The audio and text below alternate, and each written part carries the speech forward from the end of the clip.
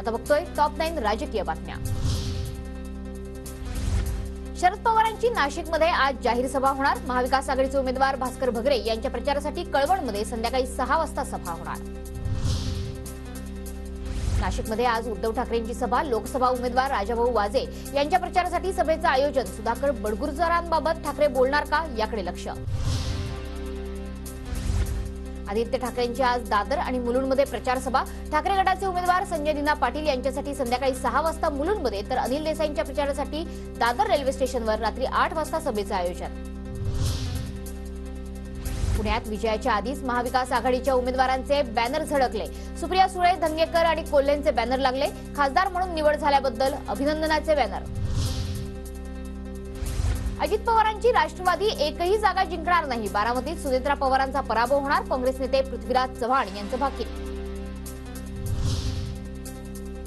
कोकण पदवीधर मतदारसंघ ठाकरे गट काँग्रेसला सोडण्याची शक्यता।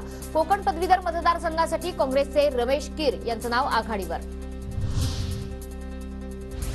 भाजपच्या सभेला भाड्यानं माणसं आणावी लागतात। आता मैदान सुद्धा भाड्याच्याच माणसांकडून बुक करतात। मोदींच्या शिवाजी पार्कवरील सभेवरून उद्धव ठाकरेंचा राज ठाकरेंना टोला। सभेला सुद्धा भाड्याने माणसं आणावं लागतात का? तुम्हाला भाड्याने पार्टनर घ्यावे लागतात का? तुम्हाला मैदान सुद्धा भाड्याच्या माणसांकडून बुक करावी लागतात? उद्धव ठाकरे निवडणूक आल्यावर भावनिक बोलतात। गिरणी कामगारांच्या नावावर राजकारण करून घरं देऊ शकले नाहीत। उद्धवजी, तुम्हाला मुंबईकरांसाठी केलेलं एकही काम दाखवा। फडणवीसांचा ठाकरेंवर जोरदार निशाणा। उद्धवजी, तुम्ही तुमच्या जीवनामध्ये किंवा या राजकीय आयुष्यामध्ये मुंबई करता केलेलं एक आयकॉनिक काम दाखवा। 2.5 वर्ष तुम्ही मुख्यमंत्री होतात।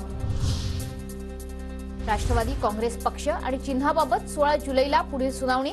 निवडणूक आयोगाच्या निर्णयाविरोधातील याचिकेवर सुनावणी होणार।